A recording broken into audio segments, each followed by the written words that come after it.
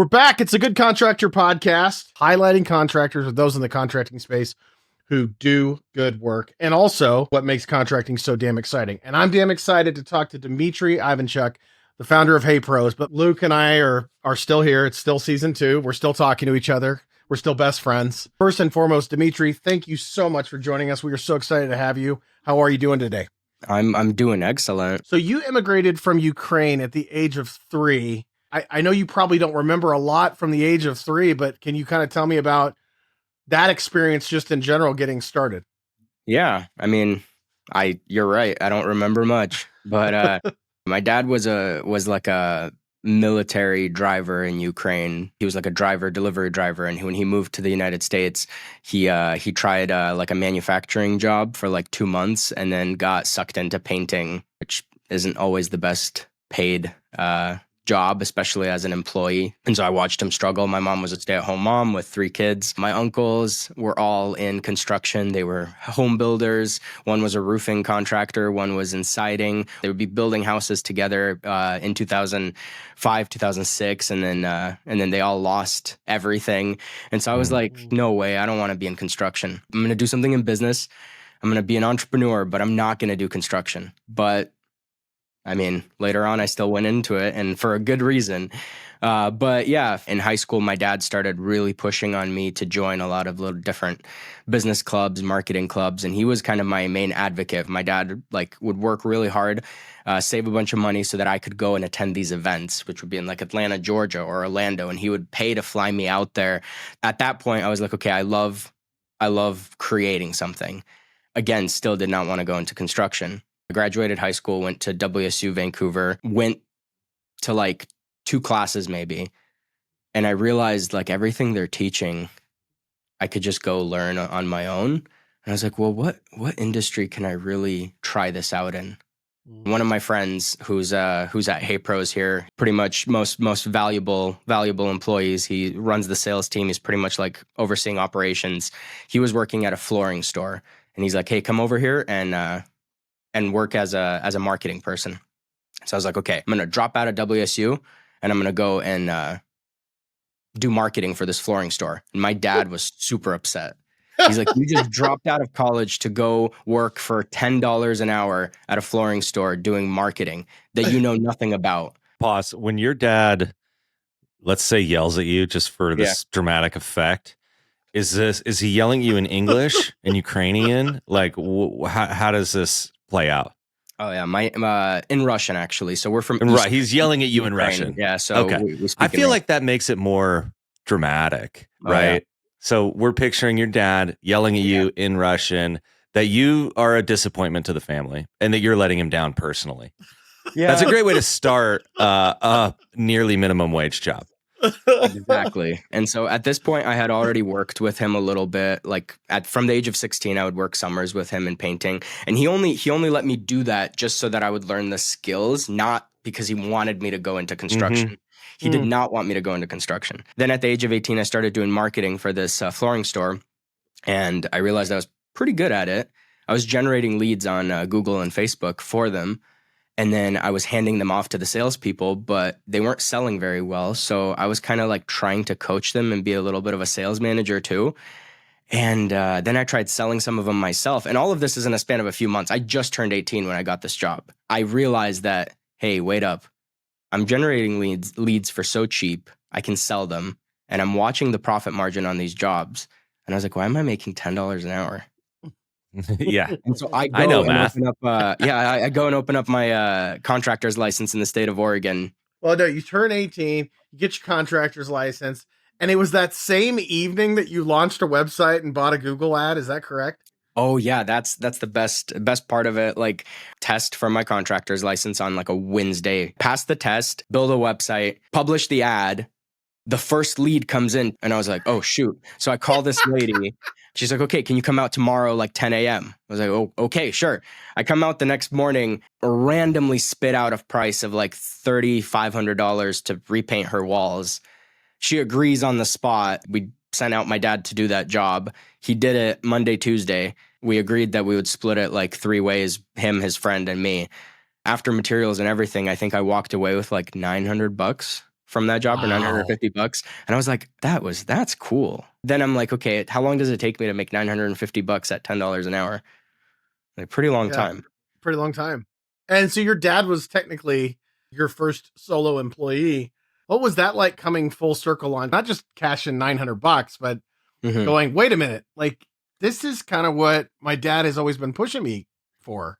It just may not have worked out exactly as he saw it, you know? Yeah, he's a very hard worker. He's a very great painter, but getting jobs like directly from a homeowner is very difficult for him.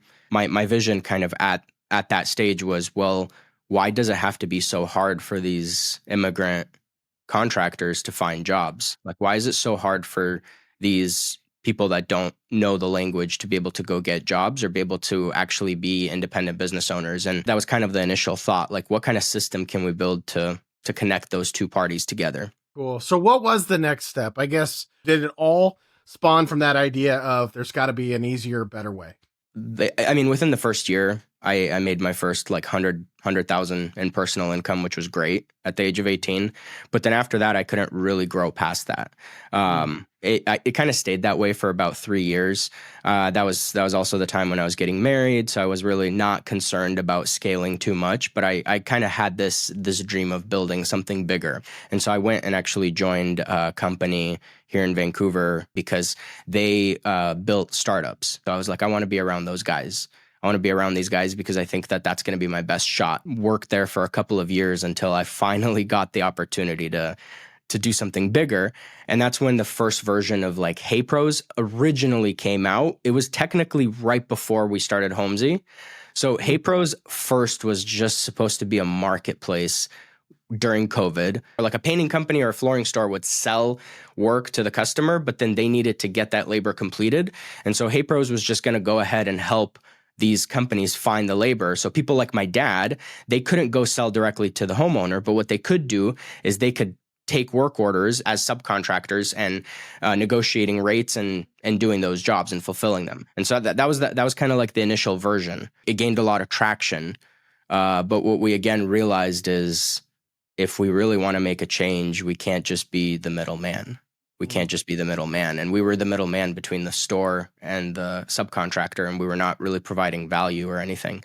And that's where I really got the first opportunity at fulfilling one of my dreams, which was starting a direct to consumer brand. And that's where we built Homze. And the idea behind Homze was, how can we be the most honest, the best, simplest way for a homeowner to get some basic home improvement projects done, right? How can we take the BS out of contracting? And that was the whole mission.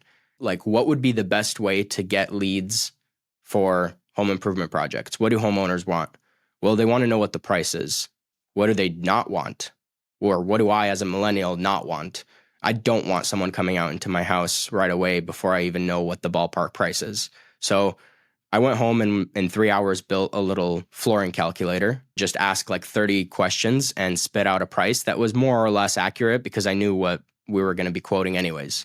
Again, next day, first lead came in, called them up, went to that job, quoted them the exact price that the calculator quoted them, and they signed and we did that job. 1 out of 1, first sale, 100% conversion rate, right? So I was like, okay, let's use this as a strategy. And so that was the whole mission behind that, is simplifying home improvements. I really think that there needs to be a book by Dmitriy called How I Got a Lead the Next Day. Yeah, underneath all this though, there's because the first time I saw HeyPros, I thought, oh, hey, look, this is software that wasn't built by idiots. That's interesting. Like, that's usually not the case. Like, this person understands that there's a human being that has to look at a screen and make decisions. You're talking about marketing and running ads, and you built these websites or whatever. And a whole bunch of that has to do with like understanding how people think. And you just had said like, well, I don't want someone coming around my house and getting myself into this big, long sales pitch when I have no idea of the ballpark or any of that. And it's like, that kind of like thinking, which is putting yourself in someone else's shoes, understanding call it the hard part, which if you're getting people to answer a 30 question, what amounts to like a survey or like an intake form, it's not easy to do. Like, you have to ask questions a certain way. You have to like present it all a certain way. And my guess is that you did a pretty solid job of that. I think of it as like marketing design kind of like chops or ability that like that you clearly self-evidently are like better than average at doing that. It's not as easy as it sounds. It's very easy to be a critic and to look at, and hey, man, I all day, look at this. This is terrible. Like I know a critic. His name is Luke. Yeah, exactly. And I mean, some people make it especially easy, present company included. Oh, That's right. Okay, John, tone it down, buddy. All right. Sorry. Yes, sir. It's hard to start at zero. Like it's actually difficult. You have an empty screen, you have an empty website, you got to like do the form.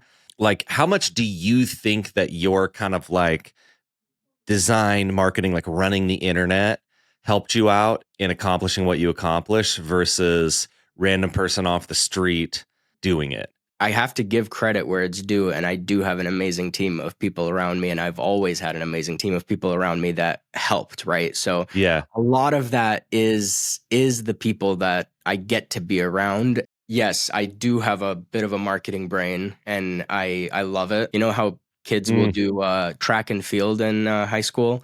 I was literally part of a marketing club, and that's all I did for 4 years in high school. Where I'm comfortable is in that creative space, marketing presentations and marketing role playing and different product design ideas and things like that. Every single day was just a marketing club. I am making a quick note to that kind have of my stuff. kids do marketing club instead of track and field. Okay. Marketing club. Yeah. So that's where it really started. And I think that's what kind of made me really want to ask the question of what are people thinking? That's my part of it. But again, big group of people around me that help out with all of that. I wouldn't know anything about that. I do everything here. Yeah. He does, and he's gonna finish this podcast by himself. So anyway, no, I was curious. What was the track for Homze and HeyPros? And were they running simultaneously, or which one technically was first? Dude, it's all messy. We didn't have a plan for this, right? Obviously, you don't plan this. No. You don't plan how things are going to happen. So yes, they happen simultaneously.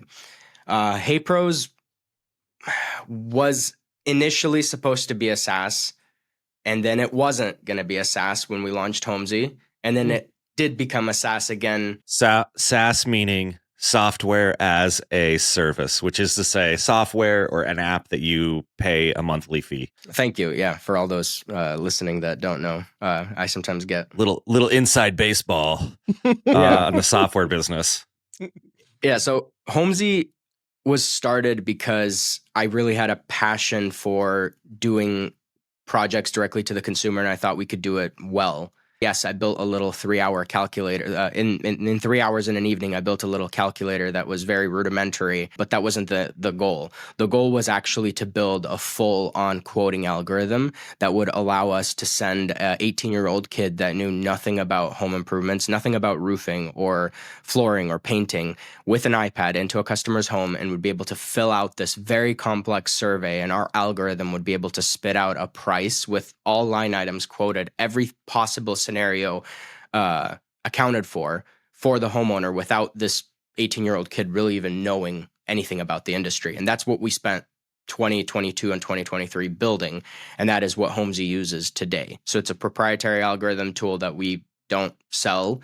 It's a lot of complex yes, no, if this, then that. Homze uses these forms. So we have a flooring one for hardwood, LVP, carpet, and then we have one for painting, exterior and interior, and then we have now one for gutters, and we do roofing as well. So Homze does all those trades in Seattle and Portland. It literally guides them on how to quote it. So there'll even be like, if the customer answers something, let's say, I don't know, in the flooring space, let's say the customer wants their baseboards removed, and then there's going to be, our system recognizes there's going to be a level drop.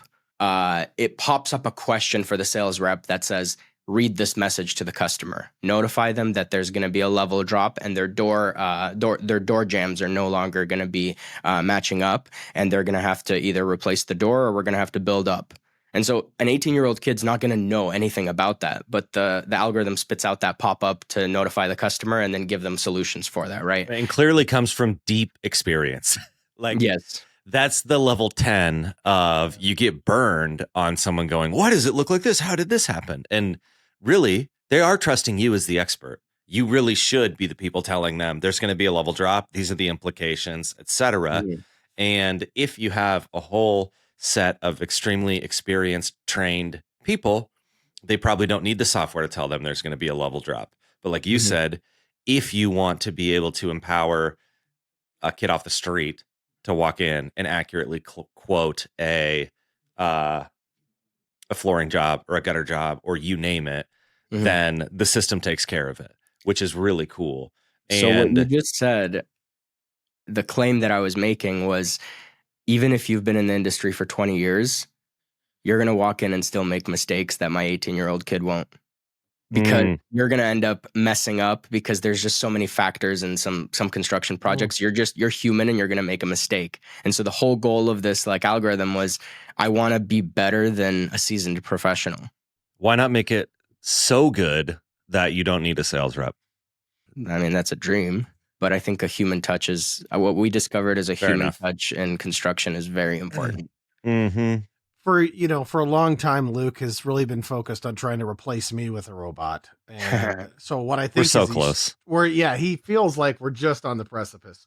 I always say you learn so much when you develop software, and no matter how much you test or you make a theory about it, or you do this, like once it's in the wild, you get feedback maybe that you didn't expect. What have you seen since launch as you continue to innovate and look at ways for the business to grow? What have you seen specifically from subcontractors?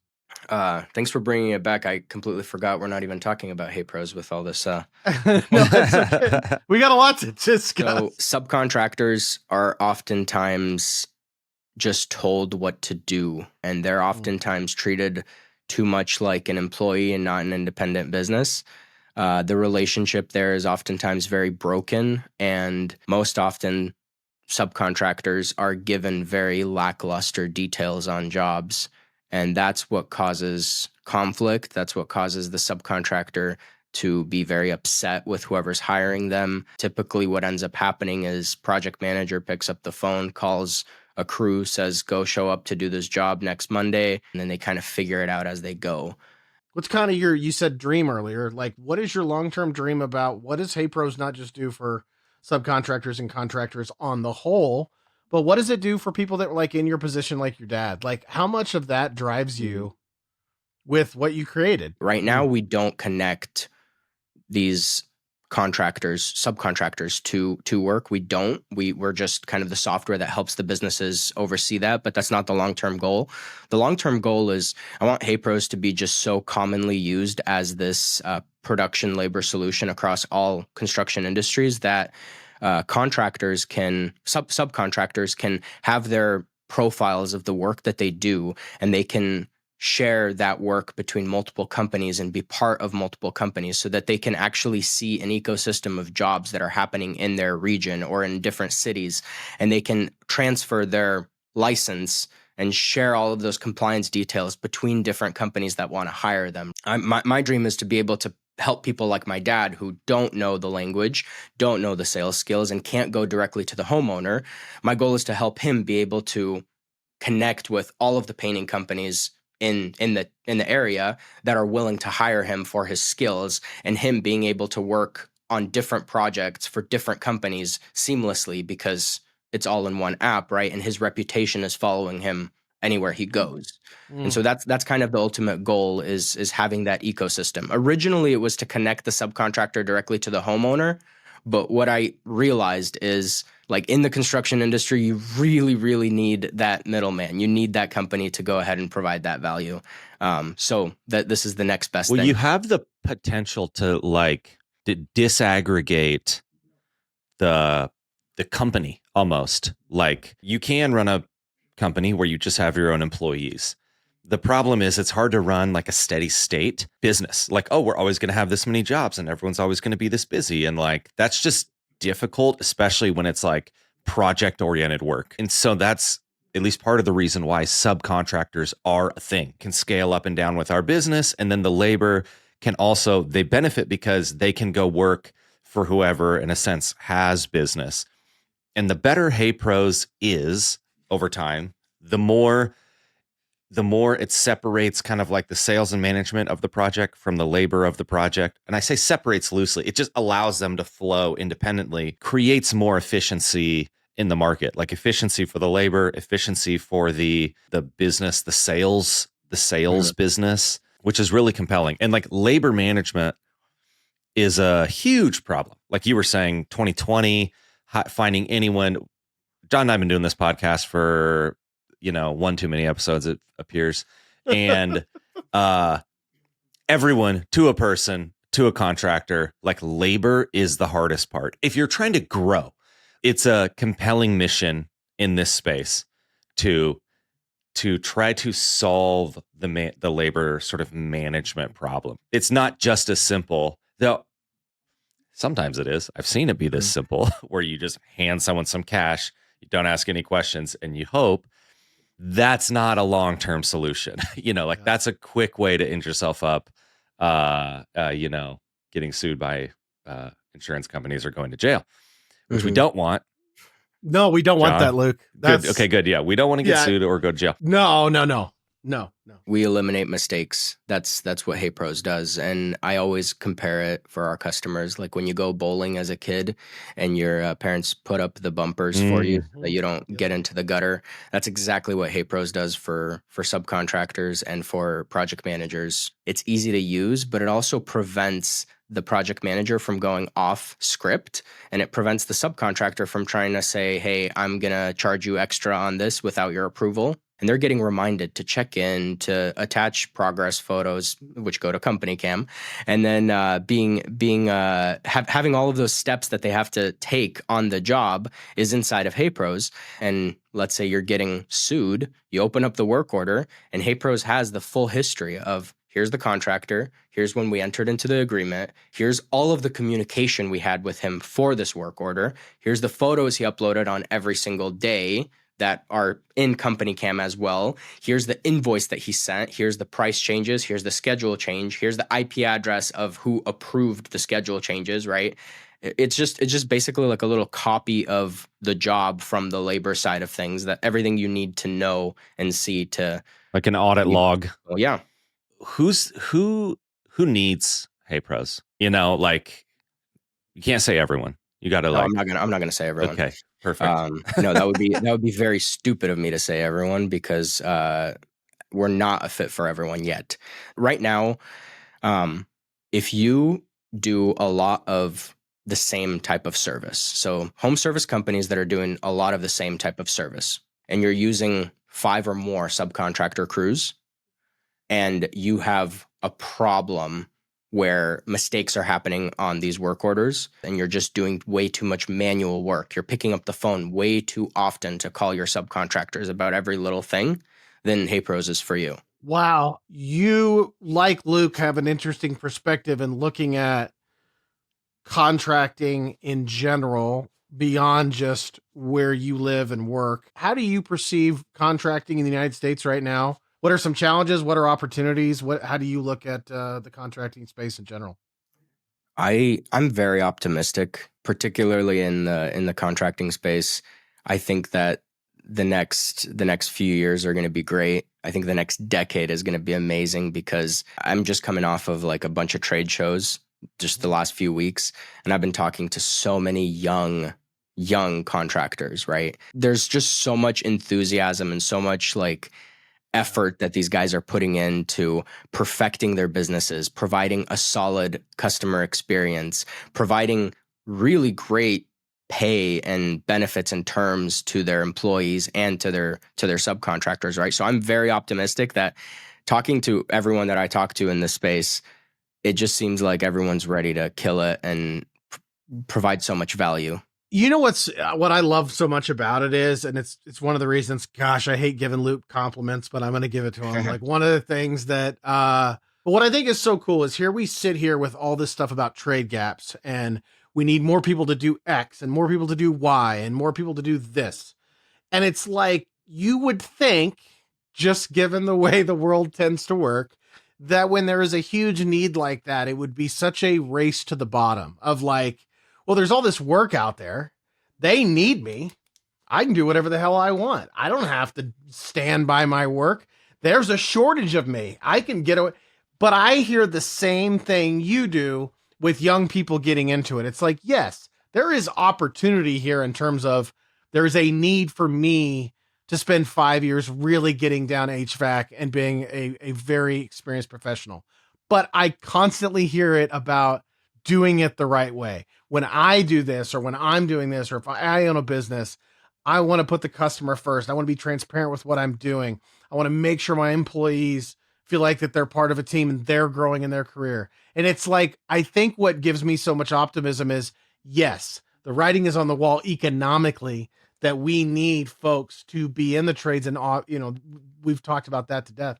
But I like that the priority number one is, I want to do it because I want to do it the right way. It's really great to see everyone actually giving a shit. It's a good segue to our question we ask everybody at the end of every episode, and that is, what is a good contractor? So, Dmitry, when you define what does it mean to be a good contractor, what are those characteristics like for you? It's the same to me as like what makes you a good employee, a good husband, a good father, right? And I think it boils down to, in my opinion, effort, responsibility, right? Like it's effort. And I can boil down any person that actually did a good job on something, or is a good contractor, a good father, a good husband, a good person, and it's they constantly put in the maximum amount of effort, and that translates to them being responsible. They're usually genuine, right? Like you don't have to try to be genuine. If you put in the effort, you are genuine. Pretty much all my employees as well, the one thing that we require of them is, are you putting in the effort? If you're making mistakes, that's okay. You can keep making mistakes as long as you're learning from them. But if you're not, the only way you learn from them is you put in effort. That's what I would say. Dmitry, this has been awesome. I am so excited to see what the future holds, not just for HeyPros, but for you. And I think your story is absolutely amazing. And huge shout out to your dad, who is and your family in general, who seem like such a cool driver of what you're accomplishing. But I can't wait to chat with you again, man. Thanks for joining us on the podcast. Thank you, guys. I appreciate it.